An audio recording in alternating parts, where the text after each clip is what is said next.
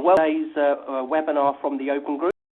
All very welcome. Look at the registration. I know we've got people from all around the globe, so as I said, you're all very welcome. Before I hand over to today's speaker, Craig Martin of Enterprise Architects, I'd just like to go over a few housekeeping issues to keep the event moving forward smoothly for everyone.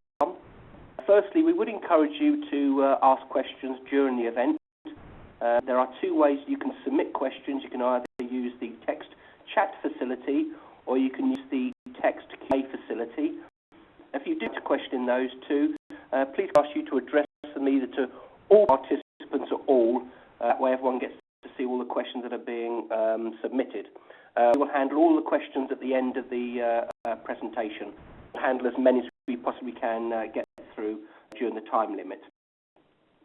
It is also being fully recorded, so if for any reason you have to leave the event early, or if you experience any local technical difficulties, then a full event recording will be available from tomorrow, and everyone who's registered for this event will get an email with the appropriate link so you can access that event. So Craig, if you're ready, can I ask you to start your presentation? Yes, and thanks, Simon. Good morning, good afternoon, and good evening to all of you. We have quite a diverse audience online, and just want to thank you for giving me the time just to share some of our insights into the business analysis and business architecture space. And really, let's get started. So just to take you through a short agenda for what I'm going to try and cover today. There is quite a bit of content, but I think we have enough time to get through it all. And so really just looking at give a little bit of contextualization to start with. So that's giving you some background as to some of the shifts that we're seeing occurring, slightly more conceptual, and then sort of go into the deeper dive into the business architecture and analysis space around the skills and paths. I'm going to talk you through some opportunities and how we can look to bridge the divide, not necessarily just between business analysis and business architecture, but also towards the business. We'll then also be looking through a couple of tools to support the business disciplines, and I'll be taking you to some detail down on the business views and models, as well as a method of execution. And I'll just finish off very lightly with a sort of a team look and feel that we've seen to be quite successful. Just a brief overview, just a one-slider from our side for Enterprise Architects. We're an international provider of architecture services, so we are a niche player in this area, and really focus on sort of four pillars of the business. One which addresses corporate customers, which we refer to as enterprise clients, and one which addresses the actual architect, in other words, the whole life cycle and journey of an individual as they the journey of an architect. We also have a number of courses that we offer. Also support a number of communities and thought leadership events that we host at our offices around the globe. And really just a short summary of who we are. This is also a precursor to the Open Group Conference, which is being held in Australia. It's the first time the Open Group have held this conference in Australia. And a lot of the concepts that I'm introducing here, I'm going to then be expanding on in a lot more detail during a plenary session at that conference. And I understand that may be recorded as well. And that's really to do with, okay, well, how do we take some of the principles that I'm going to refer to here and actually string it together to create what we refer to as a cohesive business. So they're available. Join us at the Sydney conference from April 15th. So just to set some background, contextualize, often refer to this fairly simple little framework slide to give people a view of and introduce the concept of what we refer to as building blocks. And really, I'm going to refer to this slide and these concepts consistently throughout the presentation. And it really talks about, well, what business about? It's really about building advantages, prolonging advantages, and reducing some disadvantages. And in order to do that and create my differentiation in the market, I come up with innovative ways to assemble, mix, and innovate the assets within my business. And those assets are what we often refer to as utility. So you're going to hear me mention this word utility quite often during this presentation. And sometimes we refer to that as the foundation layer. And to contextualize it a little further, Roger Martin wrote an interesting book on the design of business. spoke about tackling what was referred to as unresolved business challenges, or he referred to it as a mystery space, and really identifying rules of thumb, those unresolved mysteries. In other words, as we discover more about them, we start to identify certain rules of thumb that we can apply, or heuristics, and ultimately take them down into this robust, repeatable, and replicable formulas for the business, and those referred to as algorithms. And really, that's the process of trying to take a business through this exercise of trying to deal with unresolved business challenges, trying to deal with building and prolonging and reducing the advantages and disadvantages of space, but looking for innovative ways to assemble and mix, identify rules of thumb in an organization, and specifically try and industrialize that to build the utility of an organization. And that's the knowledge funnel that Martin was referring to. Well, in order to do this, right, there's a business mix that we refer to. So the right mix results in what we refer to as cohesion. And a that is cohesive is often, has a direct impact on the business performance. And this is from a graph from an article written called the Coherence Premium. We looked at the results of those businesses that are measured to have a high level of coherence across their capabilities, and I'll introduce some of these concepts as we go. And the direct impact on some of the financial results of those organizations. And really what it means, is creating synergy around market position, your products and service portfolio, and a number of distinctive strategic capabilities. Now, what you see on the left there is how we, within our organization, define a business model. Really broken down into three areas: the market model, products model, and products and services model, and an operating model. And there are a variety of classifications that we use to communicate business value through this structure to the business. So that little image I'm going to refer to a lot as well, and that gives you the context of the business running within that particular environment. Now, I've got a bit of animation on this slide, so hopefully it comes through okay. Now this is another slide from Roger Martin's book on the design of business. I've customized it slightly, but really it talks about sort of two pressures that are existing in the business world today. On one side, you have what's referred to as the reliability goal. In other words, that's all about reliably producing consistent and predictable outcomes. And on the other side, you have an intuitive role, or a validity or space, which talks about producing outcomes that meet desired objectives. And there's this constant battle, or we call it not a battle, a tension that exists between the two disciplines in an organization. And you see that between your innovative thinkers within an organization and those that have to try and industrialize some of that thinking. In other words, produce the models and produce the artifacts and try and realize that innovative thinking through a variety of structures and formalized structures throughout an organization. Now, I've introduced, and some of you might have seen this, is referred to as the EA headspace.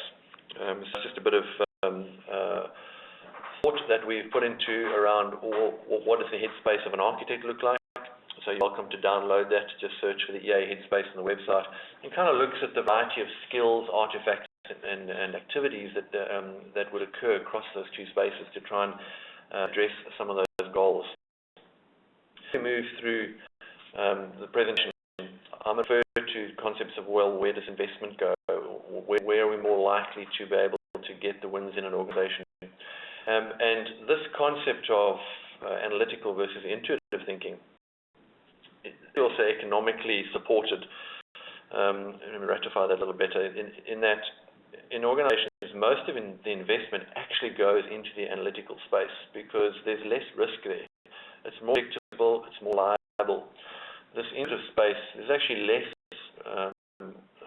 investment going into that space. That's almost the venture capital space. So a lot of your capital planning pieces are going to go towards the left-hand side. But the challenge here is the middle piece. There's an overlap there. And the challenge for us is, well, who actually operates within that middle piece? Who's responsible for developing these rules of thumb, or actually trying to understand those rules of thumb or heuristics? And also, who's responsible for integrating? In other words, trying to bolt all of those pieces together right across those cycles, from the intuitive landscape right down to all the analytical tools and techniques that a lot of us are very familiar with. Really, that's obviously the discussion discussion for today is, well, who is responsible for operating within that gap?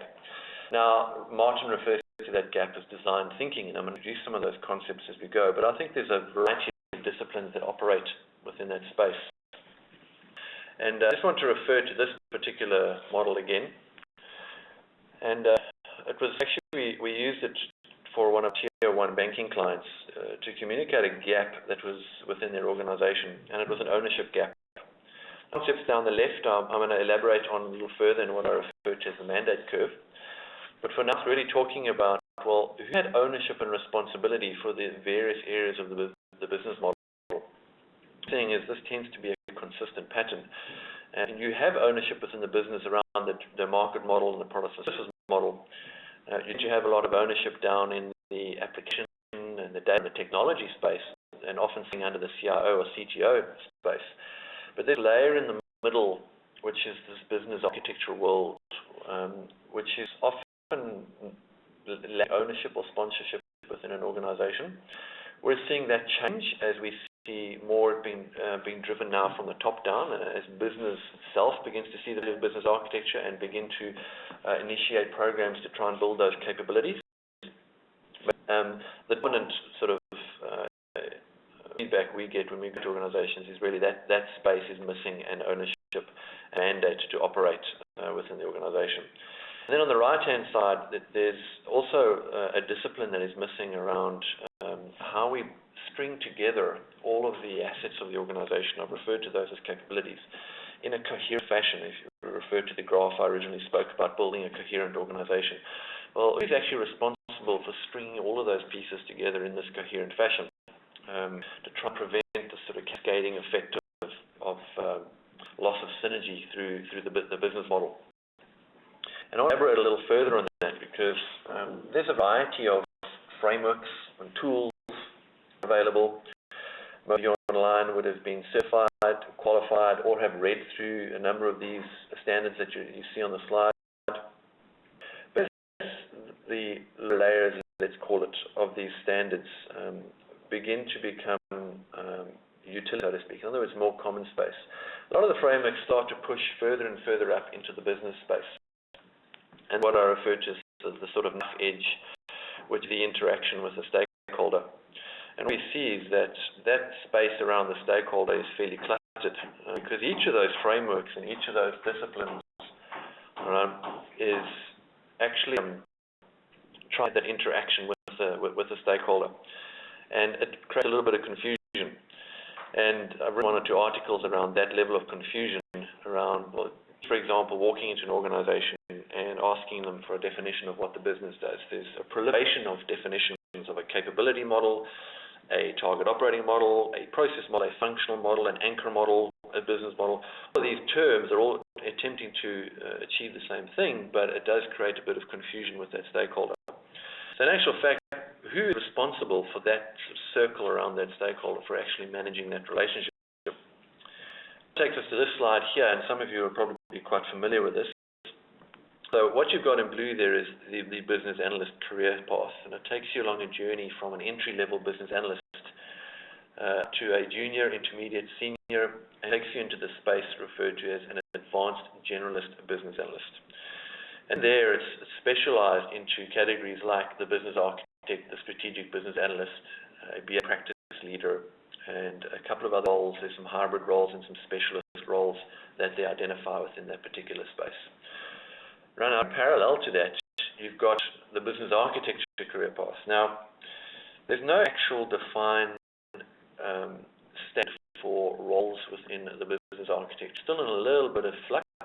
I'm finding that the business analysis and the BA BOC definition of the roles are probably a little more mature than where the business architecture space is. But obviously within our discipline, that's how we categorize the business architecture space. So it's slightly more big picture, and I'll elaborate further on what that means later.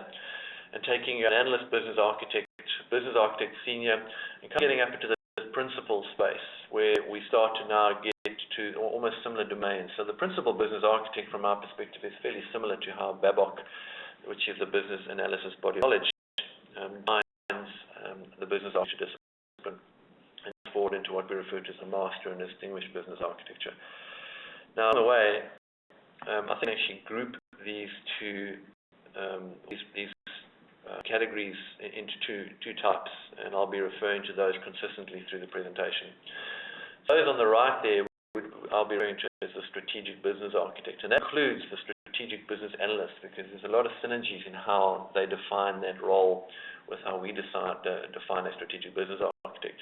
And there's also a lot of synergies around how a principal business architect is defined versus the generalist business architect that BOC defines. So I'll start referring to that as a principal business architect. Now, if you forward into this, what we refer to as the mandate curve, it's loosely based upon Dana Bradamay's work, but I've customized it quite heavily. And across the architecture discipline, and really that's across the business analysis discipline, across business architecture, across the enterprise architecture space, there is a mandate that those disciplines are given within a business. And that mandate refers to, in other words, the empowerment of business and what you need to achieve.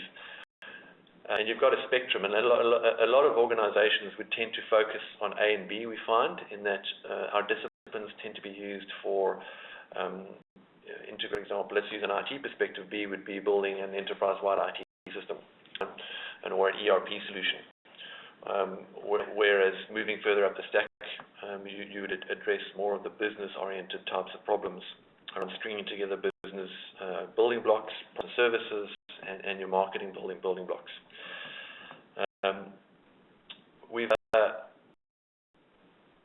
There's a progression from phase B to C, and that's moving away from the IT space. So we're seeing the architecture discipline especially start to address more of the business-related aspects of the organization, as opposed to just the IT-related. Now, I'm sorry, I'm getting some messages popping up saying that there's a disconnect. Are we still good that side? I'm going to lead. I'm not getting a response. All right, so just moving forward. All right, how mandates affect our different roles. So just leveraging a little, good, thanks everyone for your feedback. Just leveraging a little from the BOC around some of the definitions. So there's sort of three dominant areas that would occur across this mandate curve. It's really a business improvement space on the bottom left. There's a business transition space in the middle, and there's what I'm referring to as the enterprise planning and performance space on the top right. And if we stay with that consistent messaging, you can idea the types of scenarios that you would need to deal with across that mandate curve. So, for example, the design of a specific solution on the bottom left might have the business going through a major transformation, and we need to deliver some type of solution on time and under budget. Moving further up the stack, there's scenarios such as we're losing market share due to inefficiencies, or there's losses occurring across our value chain, find out why and fix it. Coming right up to the top, which is challenges like reduced cost-to-income ratio, which is a big one for the banks. There's some M&A activity occurring, help us integrate the organizations more successfully. So those are some of the scenarios that would occur across this mandate. And applying that the business is giving disciplines of business architecture and business analysis the mandate to help them within those spaces. It's not our role to actually do that work for them, but it's the support of the business in attempting to solve particular business scenarios. Just look a little at some of the skills. All right. Some of you might be familiar with the SAFIR framework, and that's the skills framework for the information age, which is a good sort of framework to map to when you're looking at measuring skills within an organization. Obviously, each of our disciplines have a very specific set of skill sets that they focus on within their own competency models. But here's a fairly good one, and you can kind of see on the top right there, the gap in SAFIR in that space, probably for obvious reasons. It's a skills framework for the information age. It's something that we are looking to support and plug into so that we can take SAFIR to the next level in that regard. But also, down on the bottom left, you can see some of the skills that are required to operate within those various other areas as we move that mandate curve. So then overlaying some of the roles, what we've got is according to the graph I showed previously, the business analyst and business architect role space, you can kind of see where those roles sit across that environment and who would be involved in the business transition space, the business improvement, and also then the enterprise planning and performance space. Now, that's dependent upon management. Find that some of the feedback we get from both business architects and the business analysis community is, well, what's the career path? How can I progress? How can I get into some of that business planning and enterprise planning space? And what we have here around is just a little graph that I've put together. And what I noticed, and having presented at some of the IIBA conferences, I've asked the group there, well, what is their career path? What is their next move? And a number of them replied, well, it's going into project management, going into the BA project lead and program lead space. And that is a career option. So you can move up the stack from the entry level to the junior BA. There's sort of two paths that you can take. One is a delivery type focus, all right? And the other one is what I refer to as a planning path. In other words, down in the bottom there is the green section as the career starts, and that's a lot of focus around delivering business outcomes. There is a thought leadership that takes place there, but that's often in the utility layer in developing standards and replicating processes and mechanisms to produce reliability. There gets a point in your career in which you, in effect, have a decision to make, in which you progress down, let's call it the management path, in which it's about managing projects and managing the practice and managing relationships. There's obviously leadership within that space as well. However, it's specifically management focus. Moving up into the planning space, as you can see, it kind of moves you more into the business architect world and those two roles that I introduced previously, which is the strategic business architect and the principal business architect. And the point there is that there's often a lack of opportunity at that space within an organization to allow people to progress their careers and tend to move into the management space.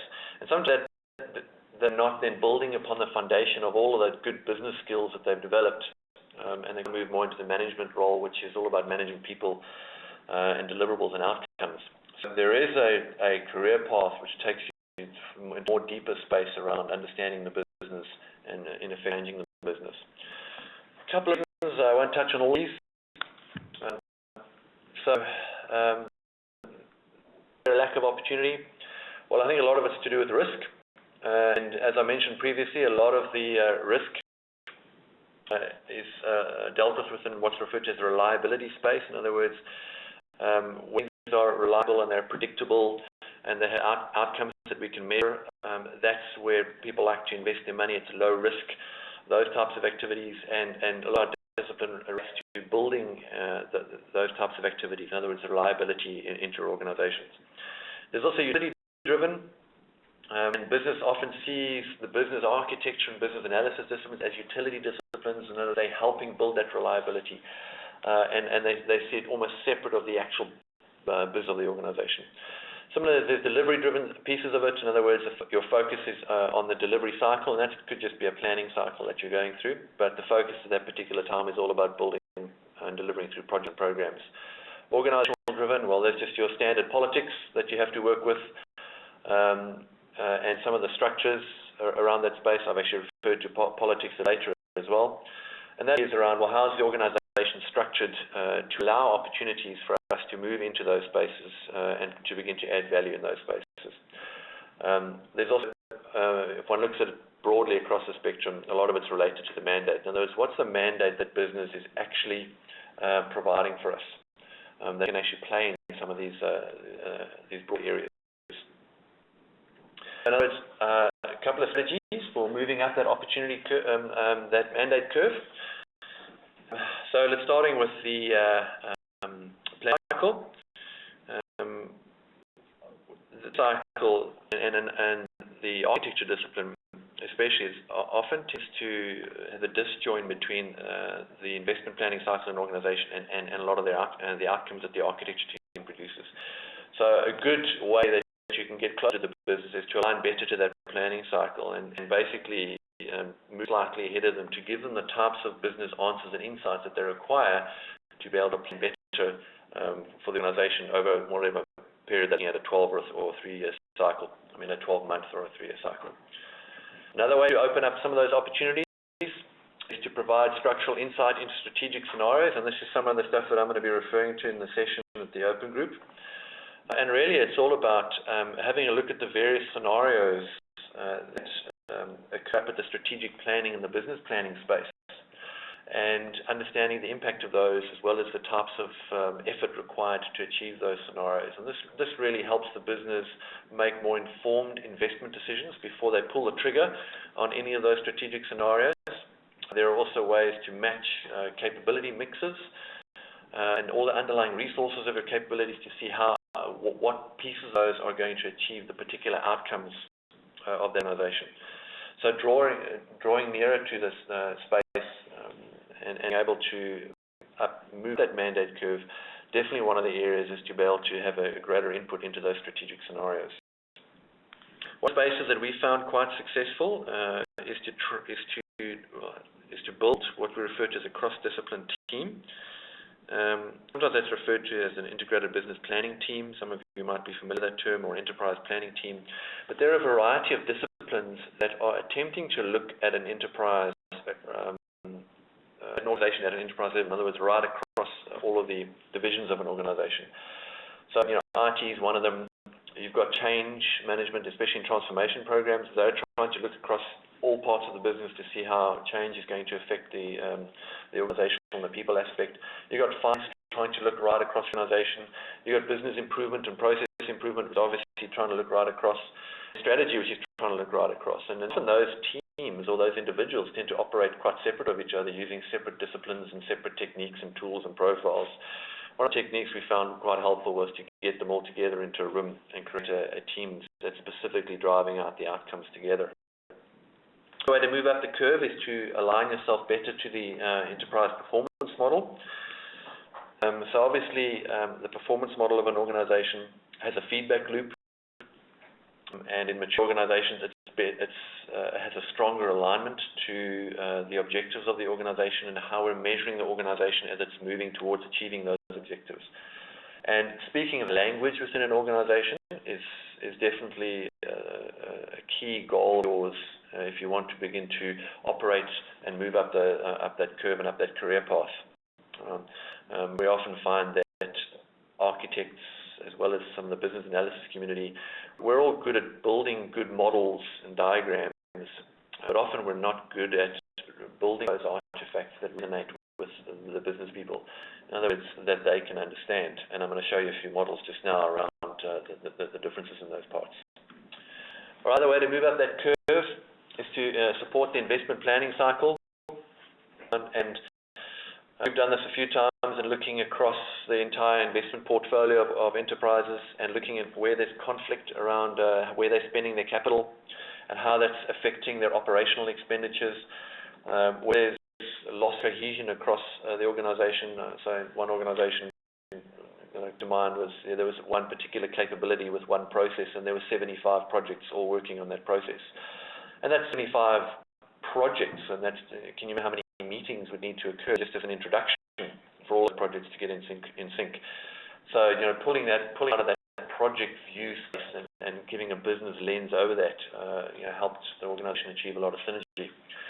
So some of the spaces in trying to give clarity to business leaders around how they're investing their efforts across a project portfolio, but through a business lens is a good mechanism to move up the curve as well.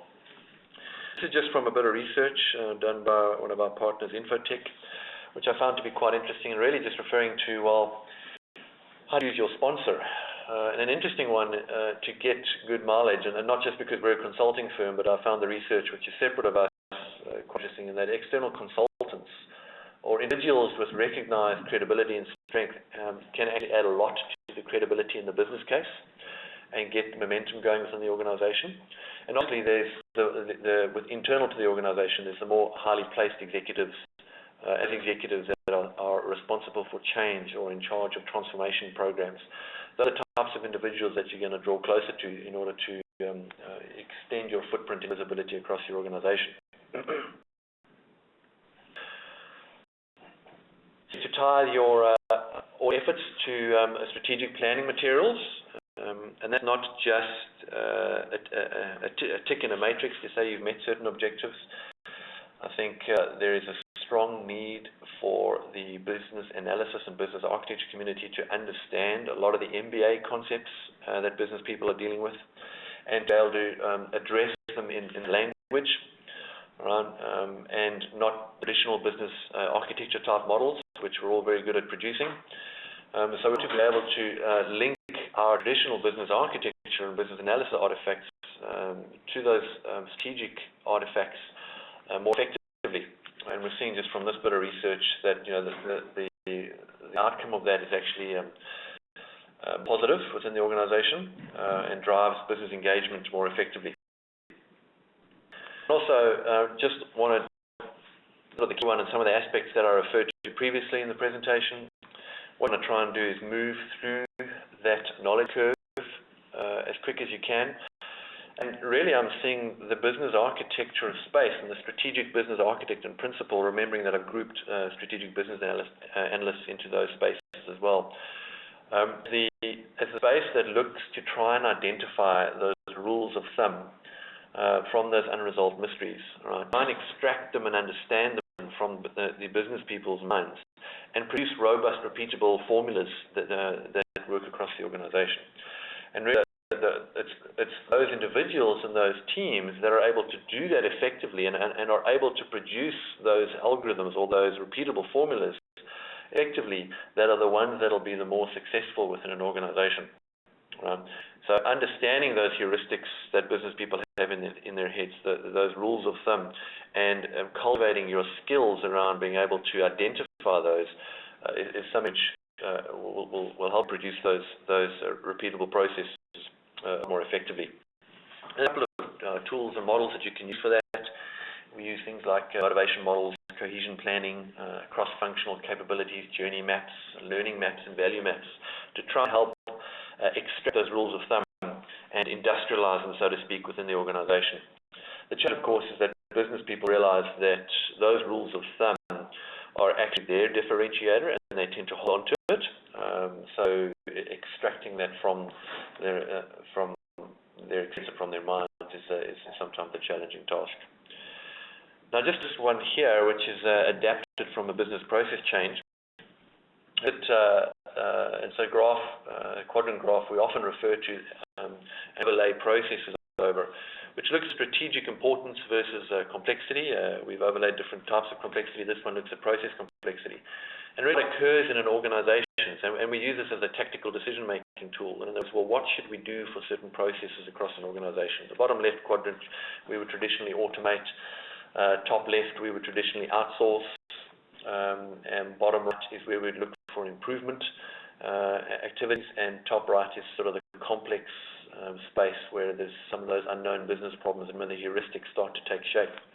And the journey that needs to occur from that unknown space and that complex space to right down into the sort of improvement space, ultimately into this bottom left in automation, and ultimately to a point where you can outsource it. And along that journey, you have the variety of skills, roles that we've referred to. So you've got the strategic business architect, which is kind of operating in that top quadrant, identifying those organizational heuristics, operating at that level of the major redesign of business. Moving down below that, you've got the principal business architect, which is looking at structural aspects of how you start to bolt the organization together and where improvements can occur, and they're using senior business analysts to help them on the journey. This is also where things like Six Sigma and process improvement occur. This is a quadrant that looks at all of the small improvements that they can do. And this is trying to take that reliability piece of the organization and the utility parts that I keep referring to, and really trying to industrialize them more effectively. And that's really disciplines like Lean and Six Sigma are really good at, is really squeezing the last bit out of those processes to get maximum effectiveness from them. I think I'm moving into the business analyst space, and that's more the junior and up to intermediate space. Not saying that senior analysts and architects don't operate in that space, but that's just where we generally tend to use their skill sets the most.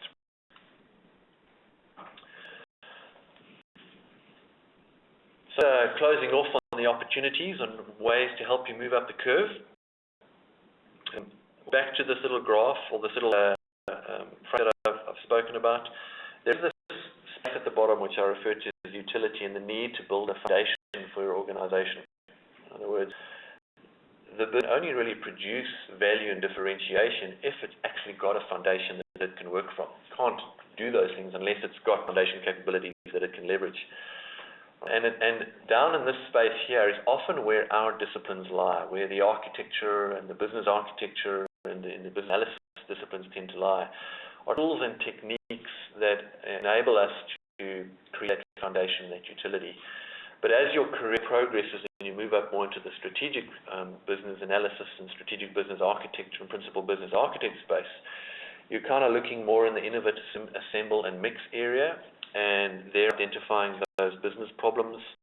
Sometimes refer to those as wicked problems, the really difficult ones that we try and solve, and using some techniques within that space to identify the heuristics so that ultimately it can become a utility within the organization. And there are tools and techniques that you can use that would help you down in that utility space. And often we use terms like frameworks, methods and tools, and it's really the space of those frameworks. They are tools that allow repeatability to build reliability into your organization and allow you to do it in a standardized way. Now, this is a bit of internal research that we've done. Might be hard, I might get some heat on to take the heat and improve it. But looking at a few of those frameworks and bodies of knowledge. BABOK, which is a business analysis body of knowledge. There's the BizBOK, which is a fairly new release, version 3, which is a business architecture body of knowledge. And there's TOGAF, which is the Open Group Architecture Framework. The way that I've divided this is looking at sort of the different aspects of an organization. And as we look at this, you'll see that they're actually quite complementary. So top we've got practice development, but specifically for the business domain. And out of the sort of three tools that I'm referring to here, the BizBOK I found was fairly well within the others in specifically designing and referring to how the business architecture practice should be developed and different types of organizational models for that practice. Obviously, it's a fairly new artifact or standard, and it's getting it's getting some traction and some momentum. So some cycles still to go through, but I felt that had a fairly good view of how to build a practice. A competency model for the business domain. Having a look at the competency model for BABOK, I found was sort of much stronger, specifically around the business disciplines here.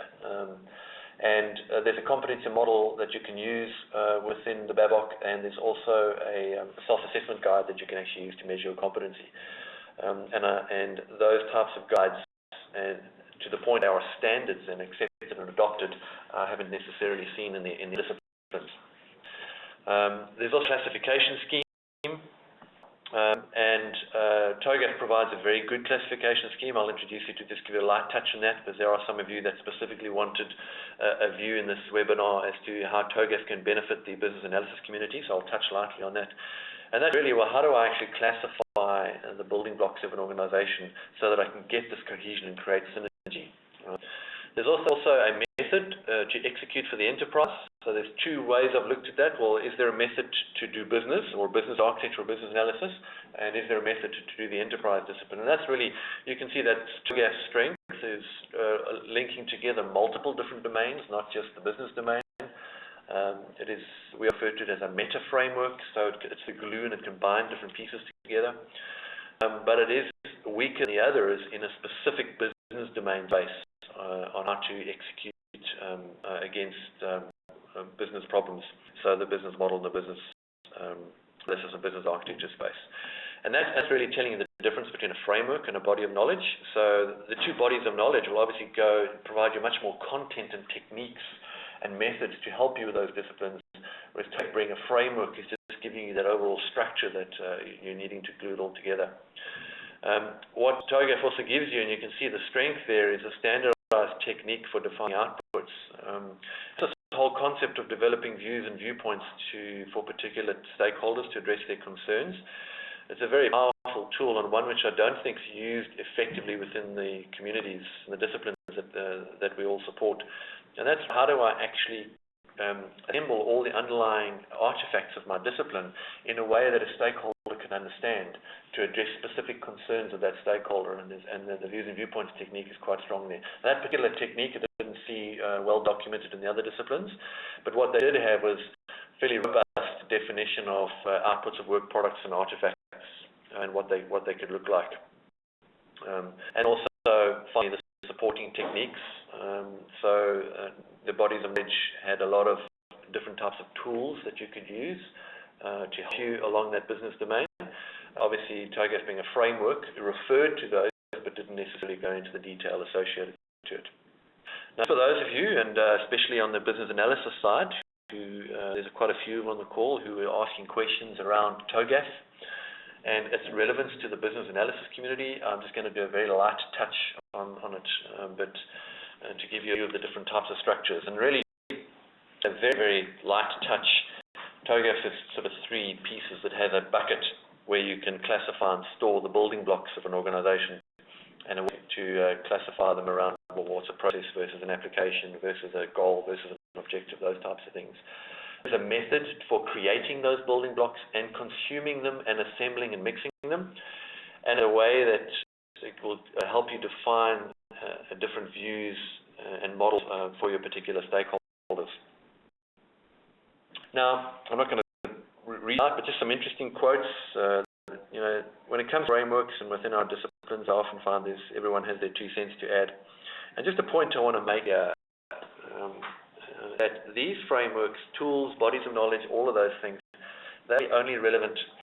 They're tools in a toolbox, so to speak, right? And what you're a strong architect or a strong analyst is leveraging those tools for specific business problems. So there's different views that people have. At the bottom, I had a chuckle at when I first heard that. We don't need to waste time doing business architecture. We have ETOM, which is really a reference model that we use. So there's some education that still needs to occur, specifically in the business architecture space. I kind of like this quote of Greg Fullard, which spoke about the model. Where he says, well, if you're having a game of golf and you have a toolkit to work with and you've got a bag of golf clubs, TOGAF would be a 3-wood, a 5-iron, and a glove, and it will get you. Now, I've taken some poetic license and changed that. He said it might get you. I believe it will get you onto the fairway. But there's also some other tools that you're needing to help you to sort of complete that golf, so to speak. Really, that's where it kind of brings it together here in this slide. I mean, your framework of TOGAF, it's a glue. And a lot of people say, oh, it's IT-centric, it's all the rest of it. Yes, it's had its origins there, but that's actually not where its value lies. Its value is broader than that in the fact that it is a metastructure. It is a glue that will link these disciplines together. And because it is a glue, it leverages, all right, and complements the bodies of knowledge, as well as all of the other frameworks that are in the space as well. It's the one that's looking to try and create that synergy amongst all of those different frameworks. And we often see that within typically the types of artifacts that need to be developed. So I'm going to take you through sort of the 3 building blocks of TOGAF, which is the views and models, as well as a method, and finally some of the artifacts. And I'm going to move a little faster. So what we've got here is traditionally where things like the architecture disciplines sit. And you can see on the bottom left there, that business architect and business analyst tend to be positioned. We find there's not enough granularity in that space to help you have a clear differentiation of those roles. So we've kind of extended that model a little further to look at market products and services and organizational performance. That model is by no means complete, but looks at the types of artifacts that you would traditionally work with in those spaces. And you see that's where the strategic business analyst is sitting, an architect is sitting at the top. Principal business architect, remember I've grouped those roles together according to the career path I showed you. That's kind of like the senior business analyst and business architect role at the bottom. And you've got the traditional business analyst, which is more the junior roles. You've got an analyst business architect, and you've got the actual business architects that are playing within that process and function space, also addressing some of the information and application areas. And then you've got some of the more traditional roles, not traditional, but the broader roles, which are the solution architects. architect as well, the enterprise architect. And you can kind of see there's quite a bit of overlap within these roles, and you can see that overlap there. Tends to be the place where there tends to be a lot of clashing or fighting for turf, so to speak, within that particular space. And really, the disciplines, especially the business analysis and business architecture discipline, have to differentiate themselves by possibly moving more left into more of those other roles that I identified to you, which is sort of more up that career path. All right, just going on with the views and models. Just a key point here is it's not about producing the models, it's about understanding context, and it's about keeping it simple for our business people. Right? And back to this model here, relates to our business model and the various views and viewpoints. Depending upon the context that you're operating in, there's a variety of different views and models that you would use to be able to speak business language. And some of them aren't the traditional types of models that the business architecture and business analysis discipline has been used to. So just touching on a few of those, what we use is what's referred to as an anchor model, and I'll elaborate on a lot of this during the session at the Open Group. But really, this anchor model gives a definition of organizations and what an organization does. And we find it's a nice model to build a cohesive view of an organization, but it tends to be bottom-up driven. In other words, it's normally a CIO or some of the IT department that are wanting a language to communicate to business, and that particular model is quite good for that. But as from a business people's perspective, it has a fairly short lifespan of a value perspective. Just so from a views and viewpoints, I've introduced this concept of a capability. Definition of a capability, I'll just give you the TOGAF version, is a combination of underlying resources, people, process, and tools to drive an outcome. Now, business people, surprisingly enough, struggle with that term, and what we've learned is that if you just change it slightly and talk to them in terms of people, process, and tools, and not actually capabilities. So you look at the resources instead of the actual grouping of those into capabilities. It tends to be much more effective when you're actually interacting with your business stakeholders, and to obfuscate some stuff there just for obvious reasons with our clients. And the piece where there's getting a lot of traction is the customer experience, and a lot of the traditional models of the business architecture space haven't necessarily produced many standards in that area, and we're having to invest some tools in that space to specifically deal with customer experience. So what you've got is a more of approach to what we refer to as form before function, so rather understanding the experience of the customer and looking at all of the underlying products, services, and capabilities that you can assemble to realize that experience. This is what we refer to as a motivation model, and just a sort of a hot topic, that really gets a lot of traction with the business. And coming from architecture discipline, where you'll show this to architects and they tend to scoff at it, like, oh, well, that's fairly simple.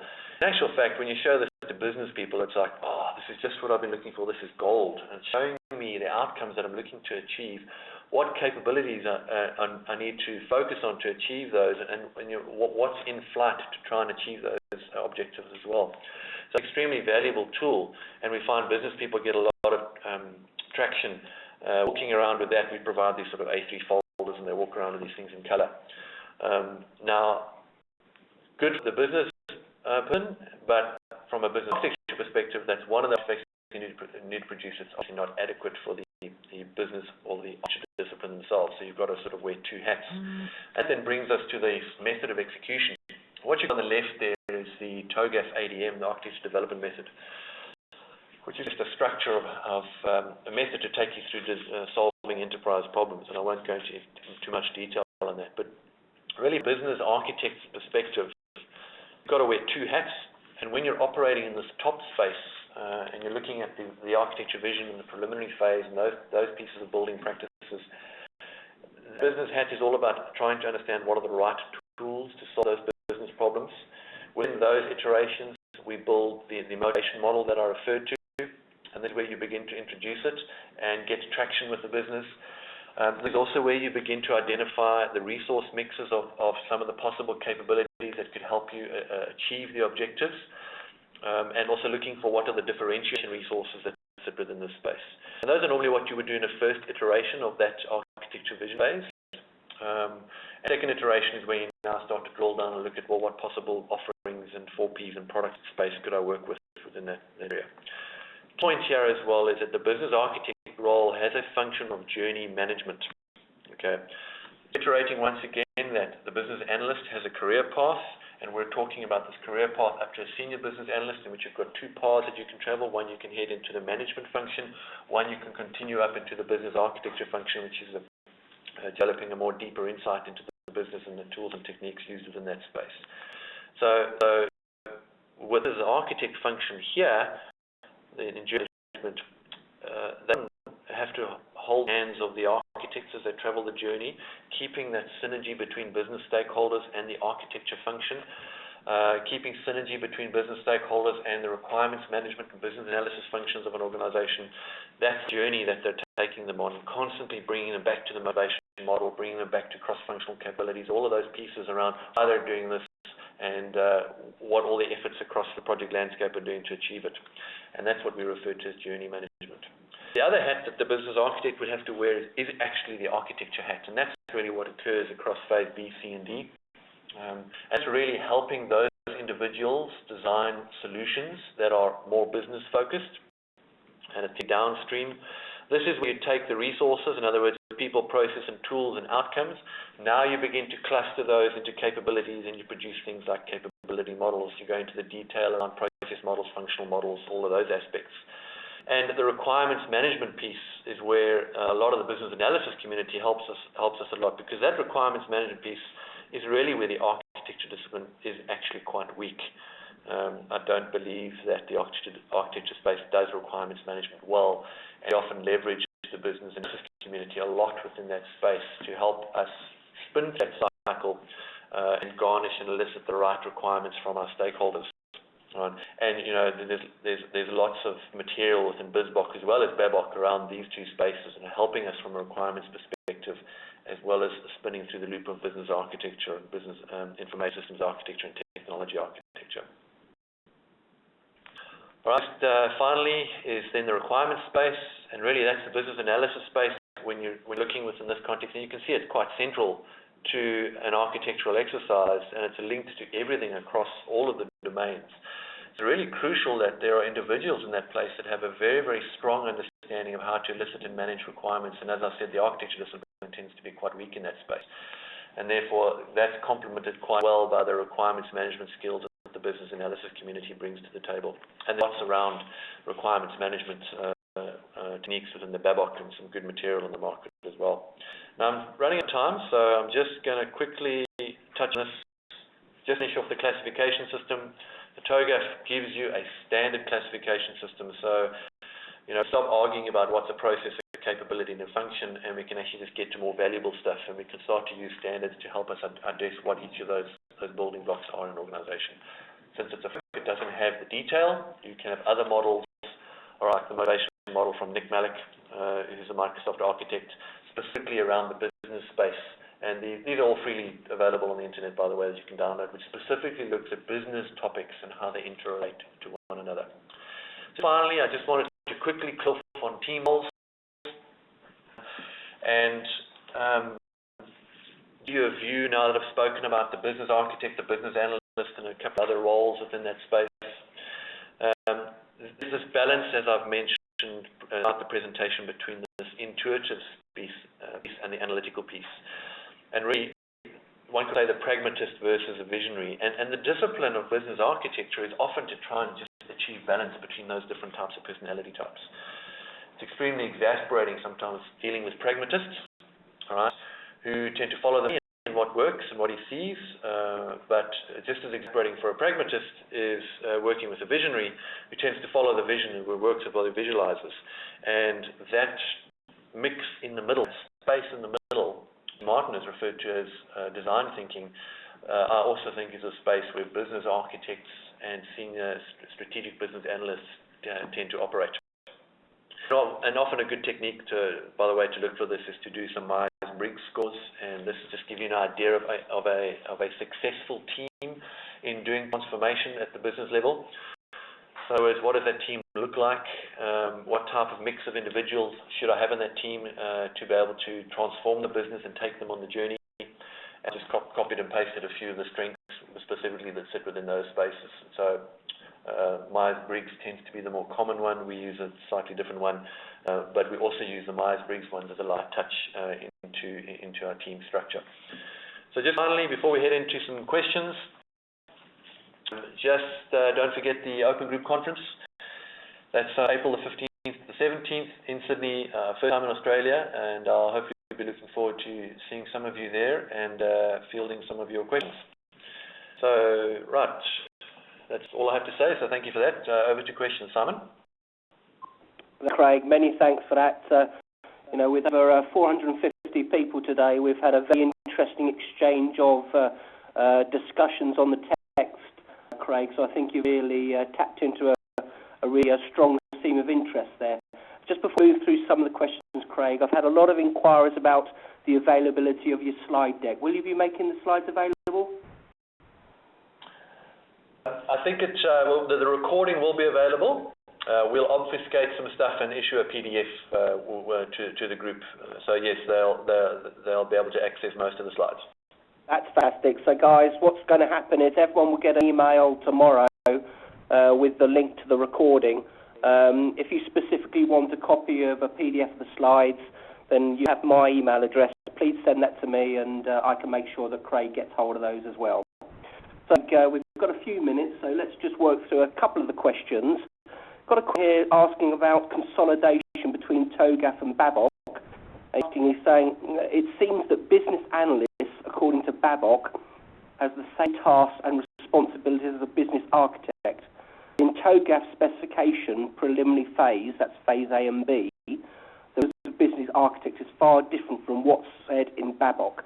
So he's asking, my question is it time to consolidate the two standards, TOGAF and Babcock, regarding business analyst and business architecture as activities and roles? Yeah, I think that's very insightful. And it's sort of a key message for an article I just recently written, and really there needs to be consolidation within this space, because as I mentioned in the beginning of the presentation, as we get closer and closer to the stakeholder, this is the one who lands up being confused. So yeah, very much so. I think that there is definite need for consolidation within that space. And there are activities on both of those forums in which a lot of those discussions do occur. I mean, the Open Group and the IIBA do have interactions together. But yeah, when it comes to published standards, definitely a need for us to create a consistent message for our stakeholders there. Thanks. A question here from John Heaton. He's saying, do you have any words of wisdom on how to start a business analyst architect group within an organisation? Yeah, I think if I could just interpret that question, in other words, we see the value of business architecture. How do we actually get this combined group? How do we get this group actually up and running in an organisation? And one of the more successful implementations of those was for a sort of parallel government client that we work with, and that's really around. It in effect created a temporary project. Let's call it a transformation project for now, in which a number of business individuals were sourced from the business divisions and created this project team, which complemented with business analysts and business architects and IT architects within that space to solve a specific transformation problem. The team's responsibility was to basically build out a piece of doing this as well, although covertly, I might add. So although to the rest of the business it was responsible for delivering actual outcomes from the transformation, on the side it was actually building up a practice, and ultimately once the value had been seen from delivering the business outcomes to the transformation exercise, the practice was already developed and up and running, and basically switched over to a permanent function. And that was really a bit of a covert activity to try and get that off the ground. I referred in my presentation to different techniques to help you get those things off the ground, but often these things are organizational. Sometimes we refer to covert ways and overt ways to begin to introduce these types of practices into an organization. Thanks, Craig. I'm running out of time. We've got a couple of questions about how Archimate fits into all this. Can you explain that? Yeah, Archimate is a notation standard. It also has a classification scheme. So I introduced the TOGAF classification scheme, and Archimate has one. And it's really, as UML is a notation scheme, as BPMN is a notation scheme, so Archimate is a notation scheme, but specifically to help you document and model architectural artifacts. And I have a sort of view on where Archimate could go. So, for example, as WSDL, which is a web service description language, is to a web service. In other words, it describes the web service so that you can plug them together like two Lego blocks and they'll work. So Archimate is to a building block, an architectural building block. In other words, if we model our building blocks in an organization in a standard architectural representation, it becomes much easier to plug those building blocks together.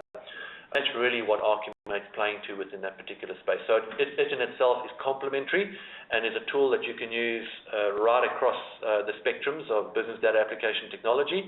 The classification scheme there is just slightly different and would need to be merged with whatever sort of scheme you're using underlying your business.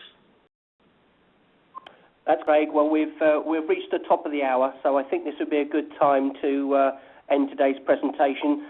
If we haven't managed to ask your questions, there have been quite a few, please feel free to send them through and I'll make sure that they get sent through to Craig, and I'm sure that Craig will be more than happy to deal with your questions offline. Craig, I'd like to thank you today for your time. That's been a very informative presentation, and I'd like to thank everyone for attending today. So, Craig, if you're happy, I'll end the presentation. Yes, everyone. Thanks, Simon, for the time. Great. Thank you.